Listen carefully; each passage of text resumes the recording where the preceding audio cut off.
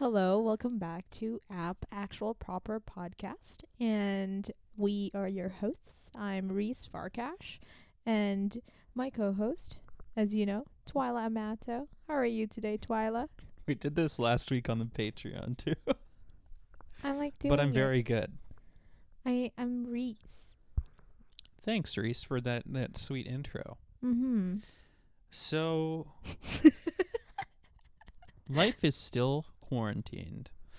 But, kind of want to move a little bit away from that because that's all we've been talking about forever now. It's funny because I feel like, yes, we've been talking about it for forever, and of course you don't want to keep talking about it, especially if it's this kind of like entertainment kind of thing. Yeah, You know, just you need don't some want new to keep content. Yeah, you don't want to keep reminding people, but at the same time, because I am working in that field where I always see, COVID-19 news, and I write COVID-19 news stories. It's kind of just like, that's all I can think about because that That's is your my whole world, right? that's my now. whole world. That's At my work reality. and at home. Yeah, so it's just like, well, what else do we talk about? Is there anything else? Like, what was life like before coronavirus? I don't know. I don't remember. So let's not get into it this week. But I just wanted to say that what I've been seeing is that there's been a lot of cool sales on stuff during the quarantine. So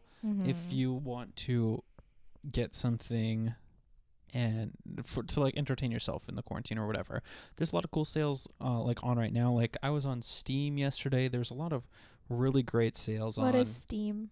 To those who may not know what it is. So Steam is like a download client for like PC games on your computer.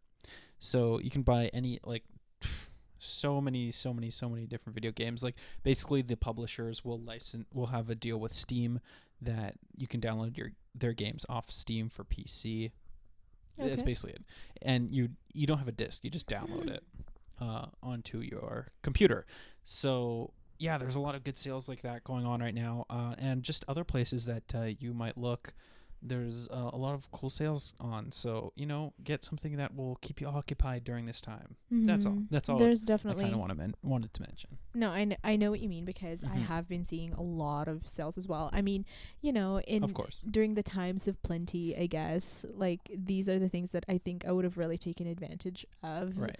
because like I could afford it, but so I get a lot of like email notifications for Sephora, and obviously I have the app, so I get like app notifications on that, and then other places that I shop at a lot of the times, so the Body Shop, Lush, all these other things, Indigo / chapters to those who might not know, but so I get a lot of emails for those places, and the past little while I've been getting a ton of 50% discount, and then 60% discount, and then buy one get one free, and then all these things, and it's just like, oh, free shipping as well, because apparently they're doing their part to prevent more community transmission of COVID-19. And I feel very I feel very 50-50 about this whole thing, because on one hand I see that they're trying, and they're trying to keep their businesses afloat, and keeping people employed, but at the same time, like, dude, maybe read the room a little bit, like, people are getting laid off and it's not a good time. And do you really think that just because you offer, free shipping on all orders, that doesn't really make it any better necessarily, because at this time, these things, like, people are focusing on what's essential to them right now. They're just really trying to get by and like get groceries and the necessities. But I'm not saying this to say, don't buy that game on Steam. Do it if you can afford it. But that's what I mean, is like, I'm not trying to be like negative about it, but I do feel very like but also yay about it, Right, they're not targeting the people who, if they miss a few months of work, like, no big deal. They're targeting the people who have money to spend, and just because they're out of work for a few months doesn't change that. So it's a little difficult, Yeah. crazy world. But speaking of something I did during the quarantine was that I've been watching a lot of movies, playing a lot of games, you know, that kind of stuff that I did pre-quarantine. I rewatched the movie Avatar by James Cameron. Yeah, James Cameron's Avatar that came out like 2008, I want to say. Anyway, that was a pretty good movie. I haven't seen it since like 2013. And I saw it once in 2008 or 9.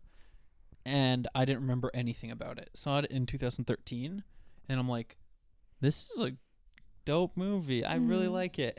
And then I went another like long period of time without watching it, so a lot of it faded from my mind. And then I watched it again like a couple weeks ago, and I was like, this movie is freaking amazing. It's amazing. Whatever your opinion about it is, like that it's a cheap ripoff, or you know, it's not remarkable, it is actually quite remarkable. And that just because like plot elements are taken, or the overall theme, that doesn't stop it from being an incredible movie. I thought it was actually a very good movie when I watched it, but I think the problem with Avatar was that it's kind of difficult to not have any follow up on a story. You know, it doesn't. Right, but there will be stick. Follow-up. Right, but years and years after, right? Like so many years. That's sorry. That was kind of like the problem with that, because when I first watched it, I was like, oh, that's really interesting. That was it's a neat idea, but there's no it's a good supplemental content. Yeah, I feel like it had a really good world in it, and the lore is good. But if you don't, like you said, if you don't have supplemental content, it'll fade quickly. Yeah, you won't really remember. So I don't remember it being a flop, but the fact that there was no... yeah, it was the big... But the fact that there was no follow-up, to me, makes it a bit of a flop in that regard. Because cultural flop. Yeah, because there's like just no impact. Yeah, that's what a lot of people have. But I do agree with that, but it is still an incredible movie. Yeah, it's a pretty good movie, but I can't say I remember like a whole lot about it now, but whatever. So I just wanted to say that, you know, take a look into some movies that you haven't in a while. For sure. What else are you gonna do? Right, exactly. There's not much to do. But that was just like an example for me that I wanted to share. Was like, I just rewatched something that I haven't in a long time. Well, there are also some. It was worth it. It was also some new movies, other movies, but also TV shows that are now available in Netflix Canada. Right. So. Go check that out. One of them being Community, which has been something that I've been looking forward to. Yeah, big time. We've been watching it for. I love Community. It's such a good show, and just it's such a very creative way to tackle like storytelling. You know, so that's always really nice. But yeah. So check your Netflix homepage. You know, see what's up and what's available. Yeah. Yeah. Even though Netflix kind of sucks nowadays, they sucks did in what way? Content-wise, they did add Community, which is a bonus. I guess if you want to rewatch it, it's so bingeable that, you know, it's good for binging. I don't know how I feel necessarily if like it's, you know, with Netflix sucking or anything, just because like their content library has dried up in the past like 6-7 years. Dried up. I guess. But it's due to all this new streaming services that came out. Like, it's not their fault. Right. But it's also like I just have, I think, like completely different interests than what like Netflix normally offers, right. You know? So it's just like I watch a lot of other things that I'm just like, you can't find that on Netflix, so I'll go somewhere else, I guess, or just like not watch it at all. Right. But even then, even if Netflix caters to whatever your interests are, their pool is really shallow very that's very true. And again, no fault of their own. It's just oversaturation of the market. That's true, but I did notice that they had, this is from a month back or so now, they added one of the wildly popular K-dramas recently, Crash Landing on You, and I've been meaning to watch that since it first came out, but I've never had the chance. So what's it about? I think, and I could be wrong, but the general idea is that there's this girl from South Korea who went on a sort of like paragliding adventure, as you do when you can afford it, I guess.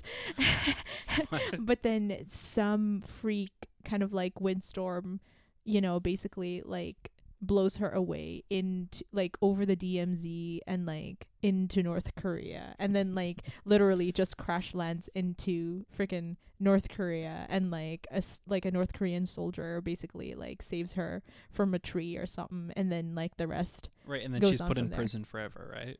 I have no idea. That's why the show exists, just because you explore that idea. What happens to you if you end up in North Korea, like randomly?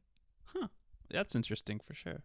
So Cool I don't stuff. know. Like, I mean, that's just the stuff I guess that I'm kind of into. I'm really into like cheesy things like that, I guess. It does seem like Netflix these days has a lot more K-dramas, though. Yeah, well, I mean, they've Seems like really, that's their most popular stock these days. yeah. But I don't know.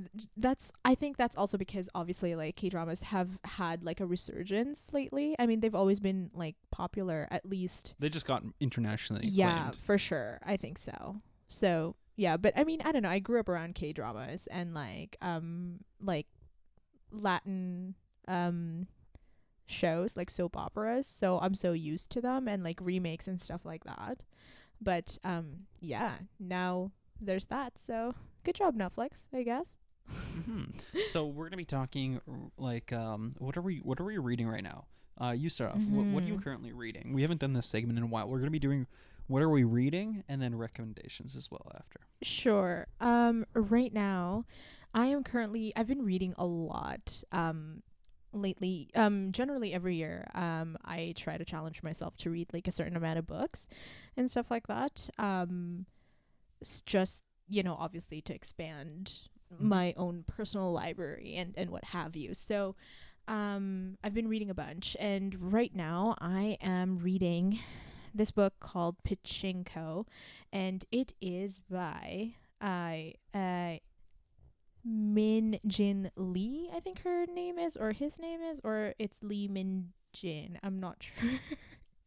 Let me just verify that. Yeah, Min Jin Lee. I guess she's a Korean author, so probably officially Lee Min Jin. But anyways, yeah, so Pachinko is about I've just started it, but it's basically, it spans a few decades, but it starts off in colonial Korea after basically just 20 years after Japan annexed Korea. And this was before the Korean War, so obviously. What time period is that? When was that? What, 1900s? Early 1900s? Okay. That would be. Okay. Yeah, so around that time. And What is so around World War One? I guess. Or yeah. earlier than that? Or a little earlier than that, no? Oh, it depends. Yeah. So, but this was before. So basically, the Korean Peninsula was kind of like a united country. Okay. Is what it is. But so it's been really good so far. I really like how straightforward the writing is, and how vivid a lot of the scenes are. But I really like historical fiction to begin with, so it's my jam, and I've been liking it so far. Would I recommend it? I don't know yet, based off of this, just because I don't know much about the characters yet. Uh-huh. I don't know much about the plot yet. What is something you would recommend? I don't like recommending books just off, like, the top of my head. You know what I mean? Like, just off the top of, like, having read, like, the first, what? No, but what is something you would recommend? Oh, something I would recommend. Oh, sorry. Yeah. I didn't hear you. Well, I also did recently read, and I don't know if I recommended this before, but I guess not, because we haven't talked about recommendations for a long time. But I also recently read this book called Dear America: Notes of an Undocumented Citizen, and we were talking about this book. Right. It's by Jose Antonio Vargas, and he's this Filipino American journalist. Who, it turns out, he moved to the United States when he was 12 years old or 10 years old, something like that. He was really young. And he didn't know that he actually was brought to the US illegally until he was about 16, 17. So what it was he was just like, hey, all my friends are starting to drive. I should learn how to drive too. So he took his green card to the DMV, and then the lady at the counter was just like, dude, this is fake. And then he's like, what? And then his grandfather confesses that, he was here illegally. He didn't have real papers, and that basically they had a whole plan to keep him, kind of like to keep his real legal status secret until he can, get, I guess, legal papers to be in the US. And I guess it just touched me on many levels, personally, because obviously I'm Filipino, and like there's a lot of like cultural references, linguistic references, and even the way he wrote was very much like, yes, that is exactly how someone who grew up with this language, the same language, would write in English. That's not to say he's not fluent. He's amazing. He's a journalist. Yeah, he's a journalist, right? Yeah, so but it's just that I can see aspects of my own writing as well in that way, and I can sort of see my personality in him also in the way he writes as well. So that was really neat. But also the fact that, he's a journalist of color who really worked his way up and, really improved his craft. And I think that's also really neat, and I really look up to that,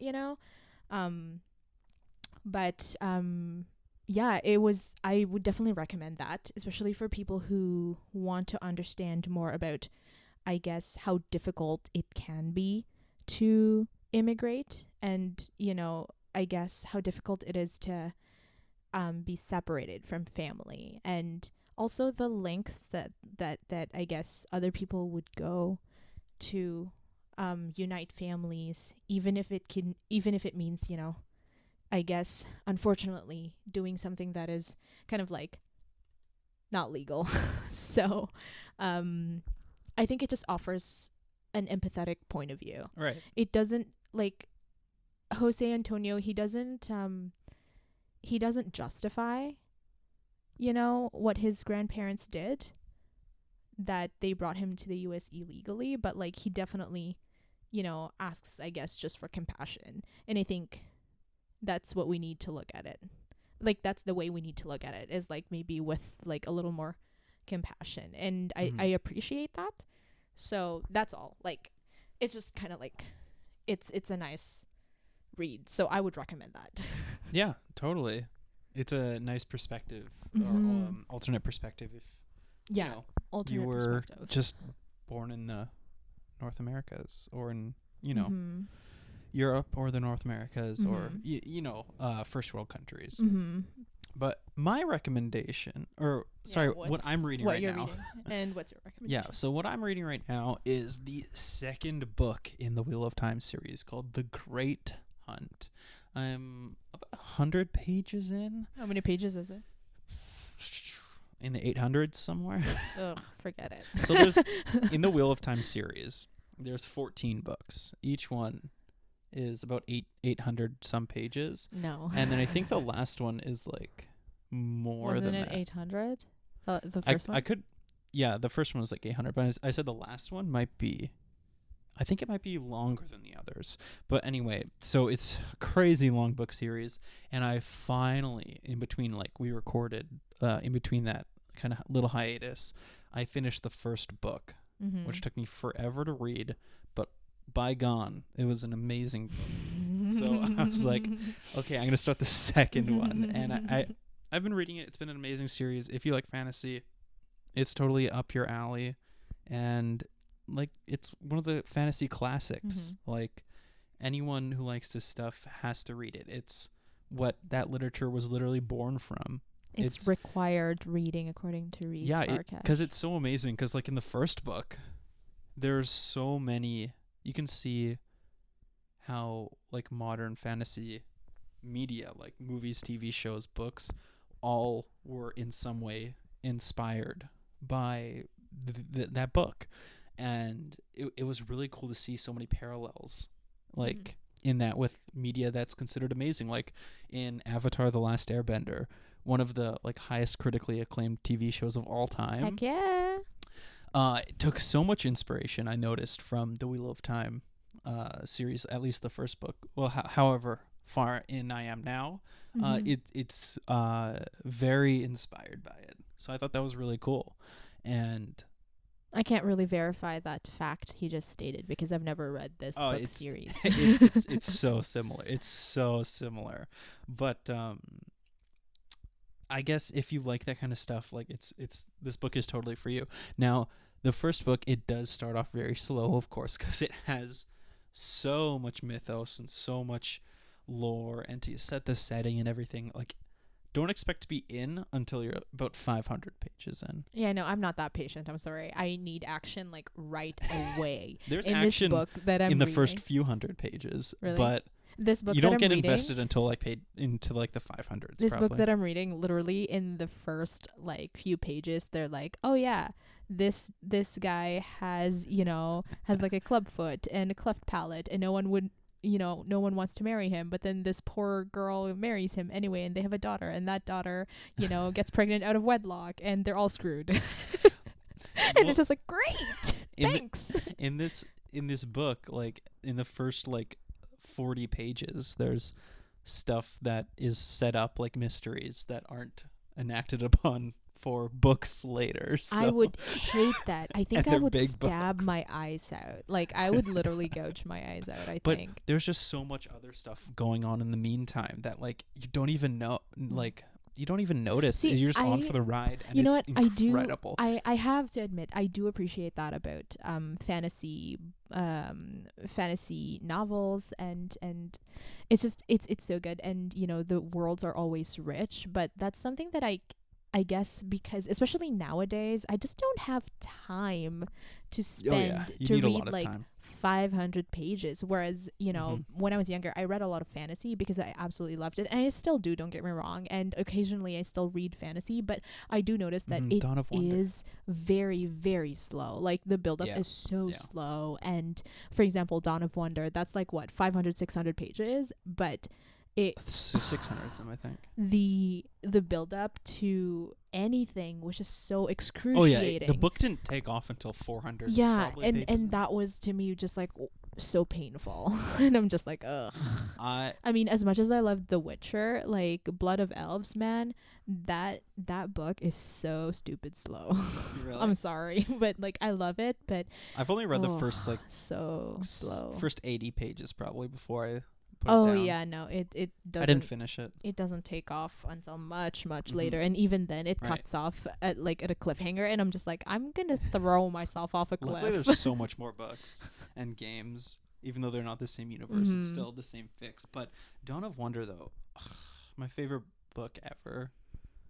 So waiting for that sequel. Oh yeah, it's incredible. It's a fantasy book, but it more uses the setting of fantasy rather than that's what the book is about, if that makes sense. The themes are definitely non-fantasy, but man, that's a good book. But again, the book doesn't even, it feels like it's like multiple books in one. Like, because there's so many adventures that happen, and I guess like different growths and stories. Yeah, and like the main part of the book doesn't even start until like halfway. Yeah, which, not gonna lie, kind of pissed me off. I loved the build up though. Like I loved, because it feels like more content for me, because it's that could have been a book, but now I get 2 books, like, and I love it. And it, not saying that the first half of Dawn of Wonder is bad, because it's incredible. It's incredible start to finish, but there's just different stories being told, and it all works together, and it's all amazing. And I couldn't recommend Dawn of Wonder enough, but my recommendation is going to be the comic series Invincible. So Invincible, it's an Image comic, and it's their most highly successful one. Been running from, or I don't know about that for sure, but I'm pretty sure it is. But it's been running for absolute ever, and it just wrapped up. So it started like early 2000s, and it's just okay, it just finished. Okay, cool. Yeah. And there's hundreds of issues, and it's deceiving because the art style is fun and simplistic, but like what it's actually about when you get to the meat of it in like 20 issues in or whatever, like it's really dark and brutal, and there's so much learning that happens. Like, I like it because it's not like other comic books where, you know, lessons tend to be learned and forgotten and relearned frequently. I hate writers that do that so much. It'll be like the same character learns the same lesson like 10 times in the space of like 10 issues. Well, maybe they are just a little slow. It's bad Don't be writing. mean. No, it's bad writing. But in the Invincible series, like that happens occasionally, but for the most part, like you see the characters grow up as you read it, and it's a very satisfying. Yeah. If you're into comics, or if you want to, you know, start, I'd recommend you want the a little Invincible something comic different. Series. It might be hard to find. I just do it digitally, so it's very readily accessible. Well, especially right now, I guess it's a little hard to find if you can't go to a, you know, an actual bookstore where they might have comics. So Comixology, it should be on there. Because it's an Image comic, you can't really use DC Comics or Marvel Comics' apps. So check Comixology for it. Invincible. It's such a good. It looks very simplistic and very lighthearted, but it's the farthest thing from that if you stick with it and get to actually get like in the ins and the outs of it. So good. But yeah, all right, that's it for this week's episode. Yeah. So in short, you know, read some books, read some comics, watch some shows, entertain and yourself. Movies, you know, play some games. You're going to get through this. You're going to be just fine. Wash your hands and clip your nails. That really helps. It does. Take care of yourselves. Yeah. Shower regularly. Yes, please shower regularly. Have a good one. Yeah. Bye-bye. Bye.